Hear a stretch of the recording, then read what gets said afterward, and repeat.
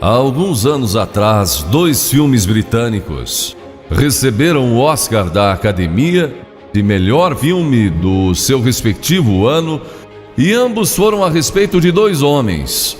Um foi Eric Liddell e o outro foi Gandhi. Ambos tiveram a força e a coragem, quando sob pressão, de dizer não a si mesmos, de exercer autodisciplina. Quero tomar como meu texto de hoje 1 Coríntios, capítulo 10, começando com o versículo 12. Aquele, pois, que pensa estar em pé, veja que não caia. Não vos sobreveio tentação, ouçam isto, não vos sobreveio tentação que não fosse humana. Todo ser humano enfrenta tentações no decorrer de sua vida, mas Deus é fiel e não permitirá que sejais tentados além das vossas forças. Pelo contrário, juntamente com a tentação vos proverá livramento, de sorte que a possais suportar. Deus provê o escape, se você conhece a Cristo.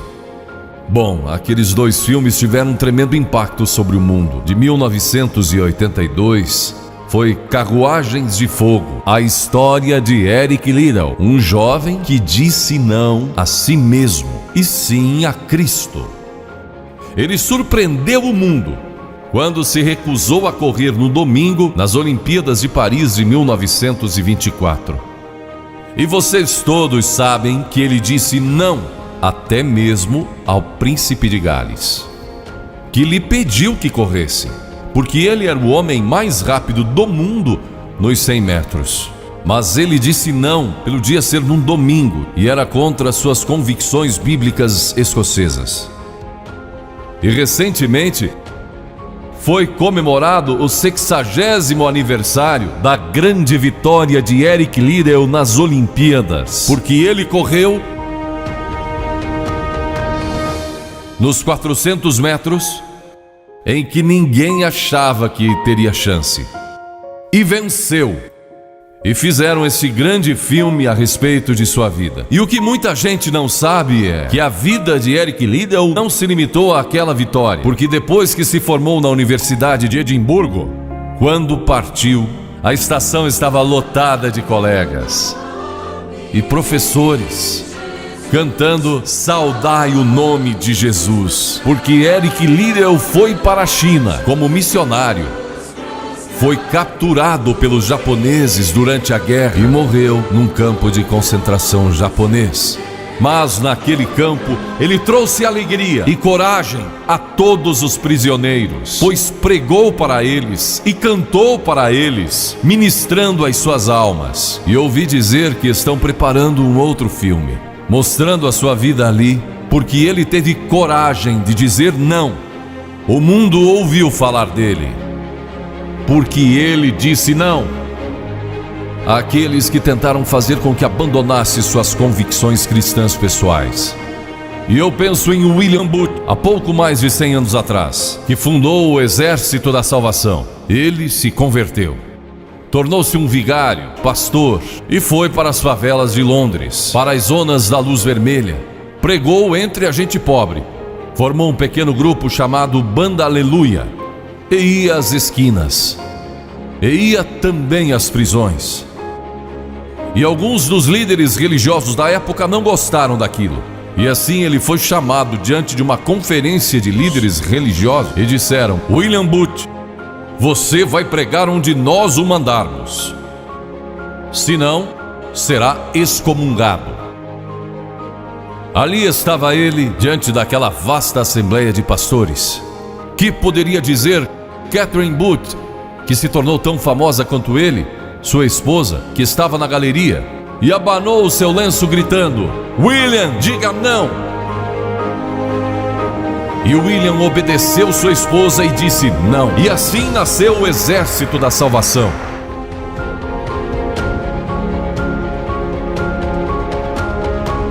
Lemos muitas histórias na Bíblia a respeito de jovens que disseram não e mudaram o curso da história.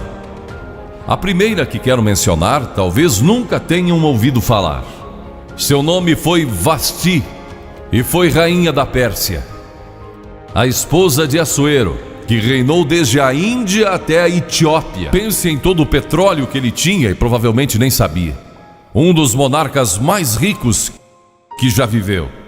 E ele deu uma grande festa que durou muitos dias. No fim, provavelmente já bêbado, ele ordenou que sua esposa Vasti viesse e ali dançasse para todos os seus convidados.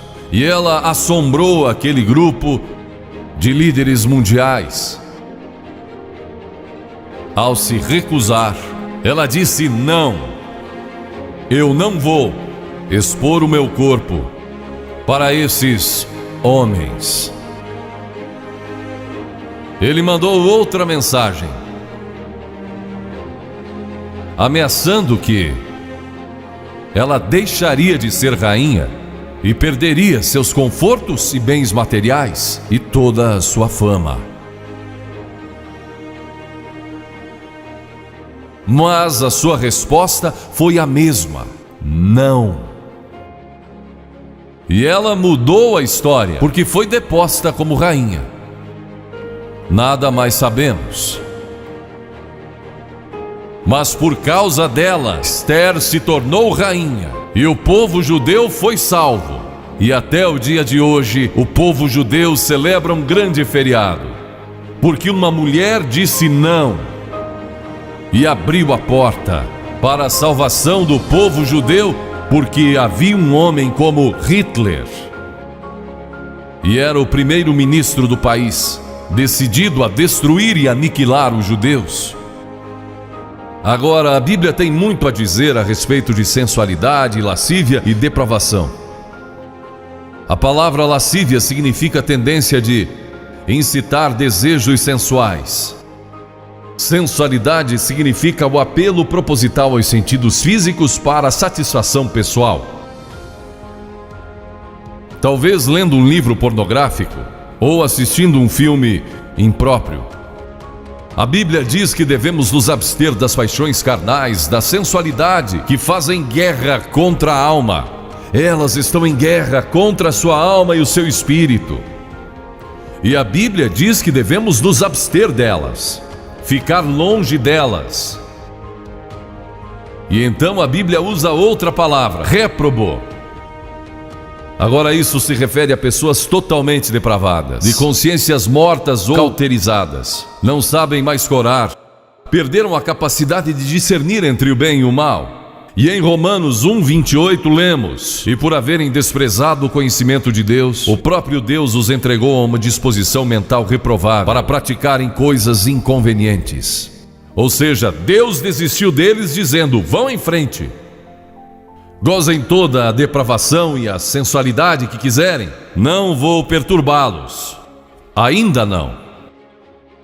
Mas saibam que os seus pecados o acharão e prestarão contas no dia do juízo.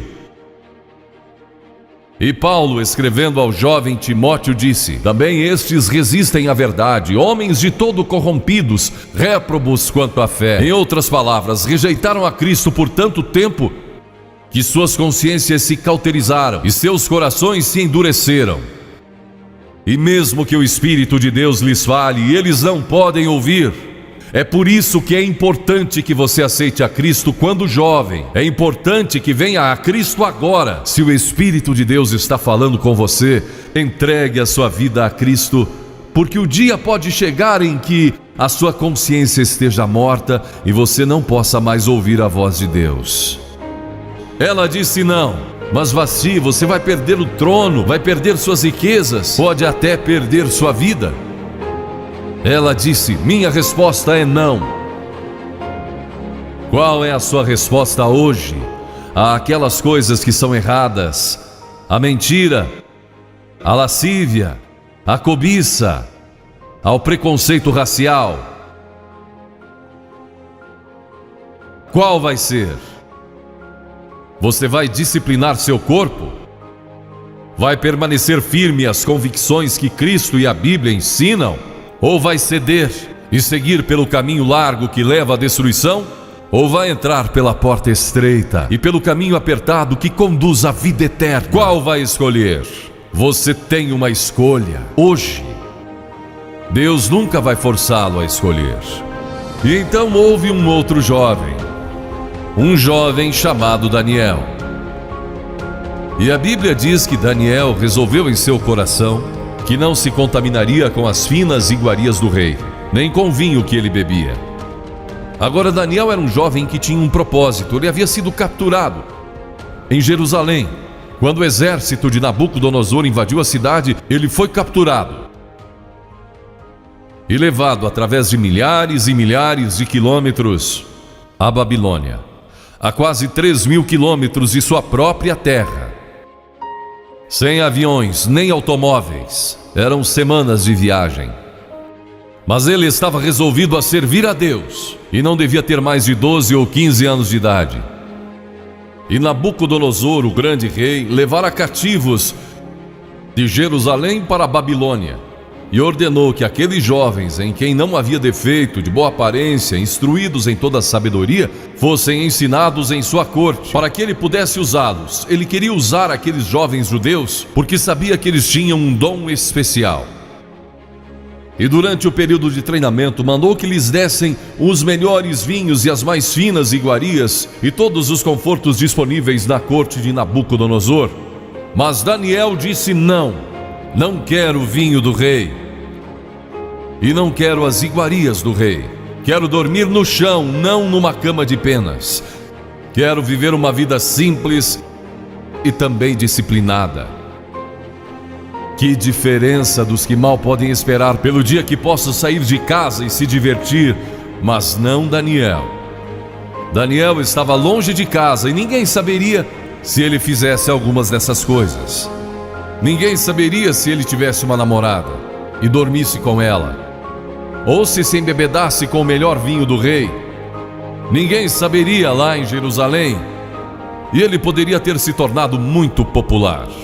Mas esse primeiro não, quando jovem, preparou-o para o grande não, quando era primeiro-ministro da Babilônia, e foi lançado na cova dos leões, porque não abandonou sua fé em Deus. Nós nos contaminamos ao comer demais, ou ao nos embebedarmos, ou ao tomar drogas, ou gastando tempo demais assistindo televisão, ou indo aos cinemas. Jesus declarou em Lucas capítulo 21: acautelai-vos, para que nunca vos suceda que os vossos corações fiquem sobrecarregados com as consequências da orgia e das preocupações deste mundo, e para que aquele dia não venha sobre vós repentinamente. O apóstolo Paulo disse: não vos disponhais para a carne no tocante às suas concupiscências. E Pedro disse: porque basta o tempo decorrido para terdes executado a vontade dos gentios, tendo andado em dissoluções, concupiscências e em detestáveis idolatrias. A Bíblia diz que devemos disciplinar nossas mentes e também nossos corpos, e disciplinar nosso coração pela nossa fé em Cristo. E então houve um outro jovem chamado José, que foi vendido para o Egito pelos seus irmãos e se tornou escravo de um homem chamado Potifar. E Potifar tinha uma linda esposa, e José era forte e bonito. E em Gênesis, no capítulo 39, se quiserem ler a história, lemos a respeito da tentação de José. A esposa de Potifar se apaixonou por José, porque José se tornou mordomo de toda a casa de Potifar, cuidando dos seus negócios, e ela viu aquele belo jovem, viril e de boa aparência, andando pela casa e pelo jardim, cuidando dos negócios todos os dias, e ela o cobiçou. E disse: deita-te comigo. Ele disse: não. E acrescentou: não posso fazer isso ao meu senhor, que me confiou tudo o que tem, exceto sua esposa. Não posso pecar contra Deus, o Deus dos meus pais. Ele estava longe de casa, quem saberia?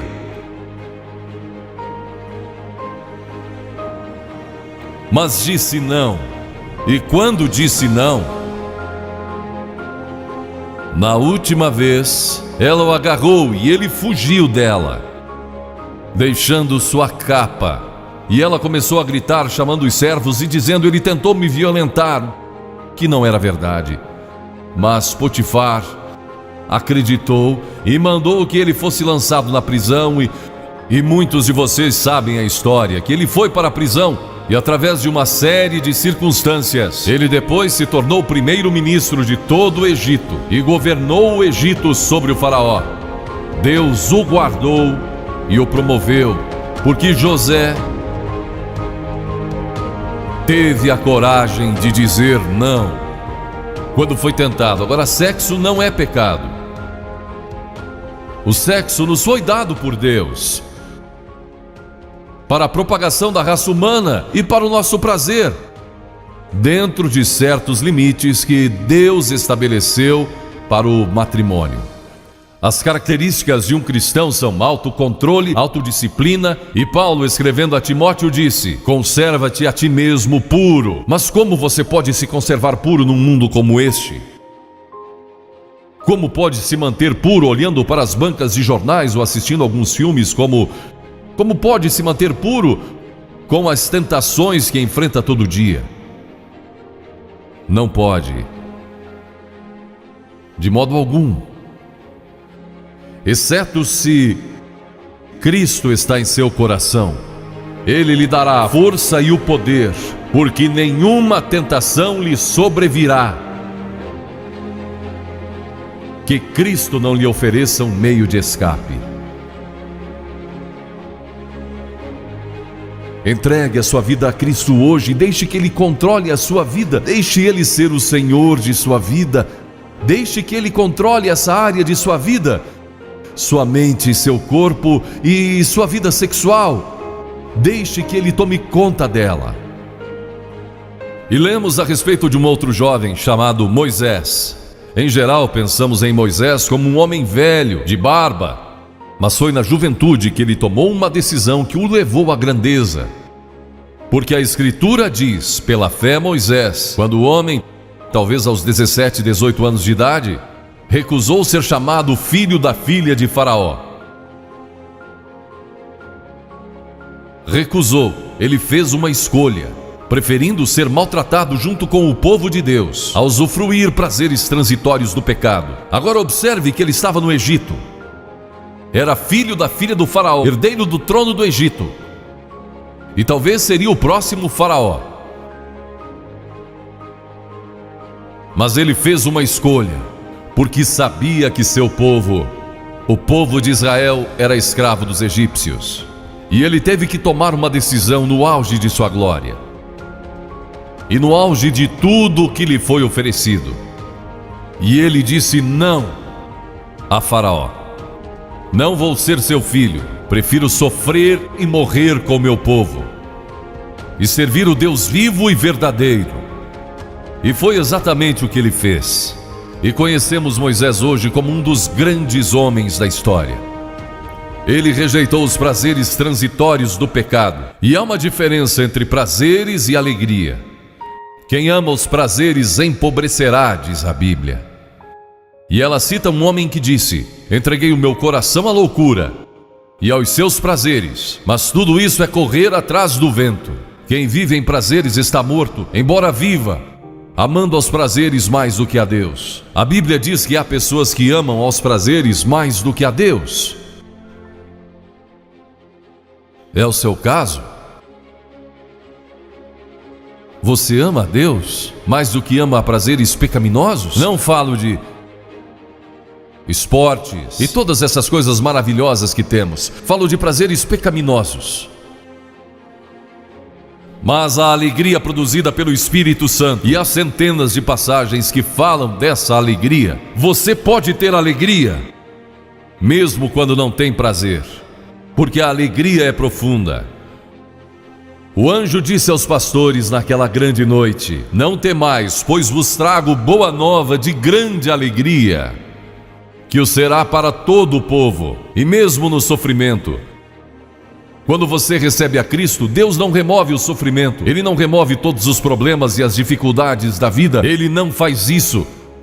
Ele não promete, se você está desempregado, conseguir um emprego amanhã se você aceitar a Cristo hoje à noite.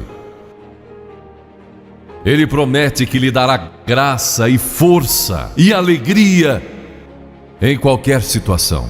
Bem-aventurados sois quando os homens vos odiarem e quando vos expulsarem da sua companhia, vos injuriarem e rejeitarem o vosso nome como indigno, por causa do Filho do Homem. Regozijai-vos naquele dia e exultai. Ele disse: quando vierem a mim e tiverem problemas e tribulações, e as pessoas odiarem vocês, ele disse: exultai, porque grande é o vosso galardão lá no céu, pois dessa forma procederam os seus pais como os profetas. Todos que viverem piedosamente em Cristo serão perseguidos. A Bíblia diz: ainda haverá sofrimento. Jesus disse: quem não tomar a sua cruz e negar-se a si mesmo não pode ser meu discípulo.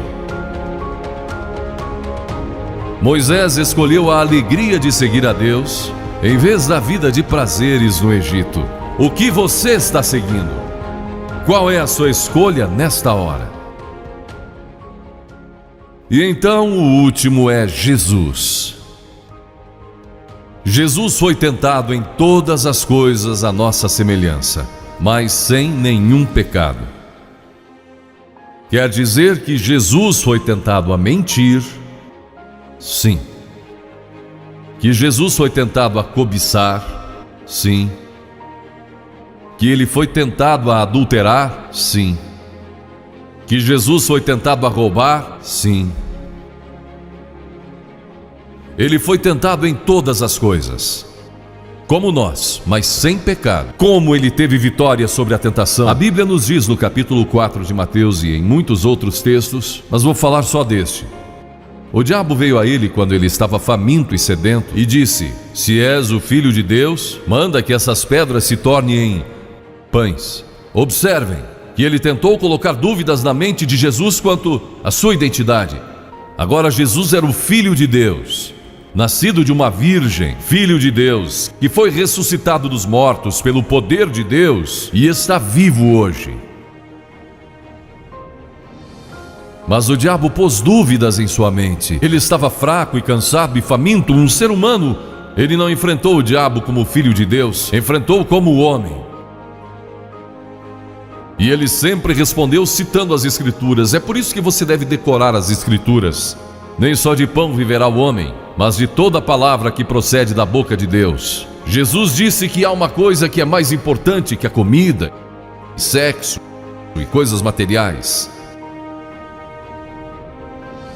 É sua vida espiritual. E então ele disse: se tu és o Filho de Deus, atira-te abaixo, porque está escrito: aos seus anjos ordenará a teu respeito que te guardem, para não tropeçares. E Jesus de novo respondeu: está escrito: não tentarás o Senhor teu Deus. Então o diabo o levou a um alto monte e lhe mostrou todo o futuro do mundo, todos os reinos que ainda estavam por vir. Ele disse: se dobrares o teu joelho e me adorares, eu te darei todos os reinos do mundo e sua glória. Jesus não argumentou se ele podia fazer isso. O diabo pode dar-lhe qualquer coisa. Alguns de vocês estão vendendo as suas almas por nada, coisas sem valor. A Jesus ele ofereceu o mundo todo. Mas ele sabia que a cruz estava esperando por ele, e o único meio de salvação para o mundo era a cruz. Se tivesse obedecido ao diabo, nós nunca teríamos tido a oportunidade de sermos salvos e perdoados. Jesus teria tomado um atalho e nós estaríamos perdidos. Mas Jesus disse: está escrito, ou melhor, começou dizendo: retira-te, Satanás, porque está escrito: ao Senhor teu Deus adorarás e só a Ele darás culto. E assim o diabo o deixou, e anjos vieram e o serviram. Observe como Jesus enfrentou o diabo ao ser tentado. Primeiro, ele citou as Escrituras. Segundo, ele estava cheio do Espírito Santo. E terceiro, estava na vontade de Deus. Você está disposto a dizer não às tentações do diabo? Está? Pense nisso. E está disposto a dizer sim às declarações de Cristo, de que Ele é Filho de Deus e quer que Ele entre em seu coração e perdoe seus pecados, salvando? Eu sei que muitos de vocês foram batizados e confirmados. A maioria de vocês talvez sejam membros de uma igreja, ou se identificam com uma igreja, ou talvez vão a uma igreja 2 ou 3 vezes ao ano. Não sei se faz isso ou não, mas sei que muitos o fazem. Mas não podem declarar aqui hoje: eu sei que meus pecados foram perdoados, eu sei que vou para o céu. Deus está disposto a perdoar todo o seu passado hoje por causa da cruz. Deus está disposto a dizer: eu perdoo você, porque Ele ama você. E Deus se interessa por você como se você fosse a única pessoa em todo o mundo. E você pode recebê-lo nesta noite. Você diz: o que preciso fazer? Primeiro, deve estar pronto a se arrepender dos seus pecados. O primeiro sermão de Jesus foi sobre arrependimento. E a palavra arrependimento significa mudança, mudar suas ideias, mudar seu estilo de vida. Deixar que Cristo entre e o ajude a mudar. Está pronto a fazer isso? Não pode mudar por si mesmo. Mas Ele o ajudará a mudar. Não que você será perfeito. Significa que vai dar à sua vida uma nova direção. E Ele estará com você para ajudá-lo. À medida que você anda dia a dia com Cristo, você vai falhar e vai errar. Não vai ser perfeito. Mas Cristo estará com você. Se estiver pronto a se arrepender, diga a Deus nesta hora: eu pequei e me arrependo, e estou pronto a mudar. E então a segunda coisa é que você o recebe pela fé. Cliff disse há pouco que você não pode racionalizar a salvação. Há certas coisas que podemos compreender, mas muitas delas você não pode entender. Tem que vir como uma criança, dizendo: não posso entender tudo, mas eu te recebo em meu coração hoje pela fé. Pela fé que somos salvos, pela fé e não por obras, para que ninguém se glorie. Pela graça que somos salvos. E então a terceira coisa: você está pronto a sair daqui hoje dizendo: vou segui-lo e servi-lo o melhor que me for possível.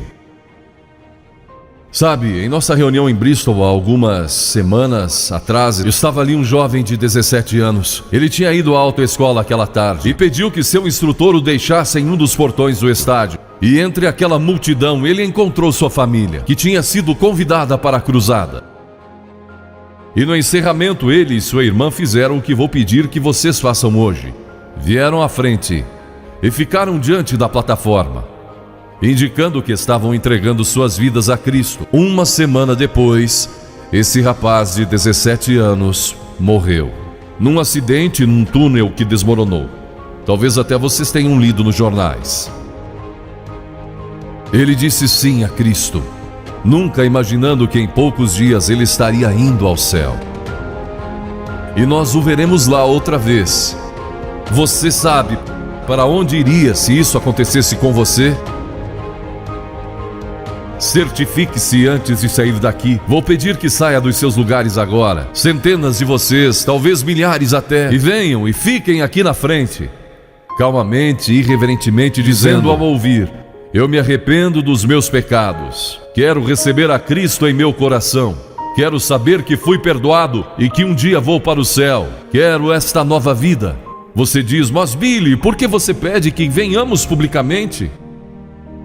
Por que em público? Porque toda pessoa que Jesus chamou no Novo Testamento, chamou em público.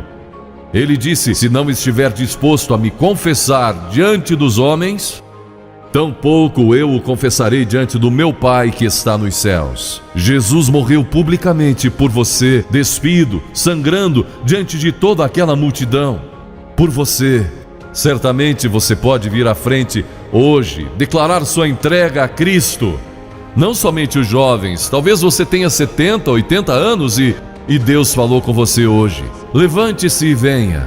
Vamos esperar por você. Você que está assistindo pela internet no século 21, no Brasil ou em outras partes do mundo, também pode tomar uma decisão por Cristo agora. Entregue a sua vida a Cristo hoje. Tome a decisão que estas pessoas estão tomando, estas centenas de pessoas. Vimos mais de 3.000 pessoas todas as noites. Que Deus o ajude a tomar essa decisão hoje. E procure uma igreja mais próxima.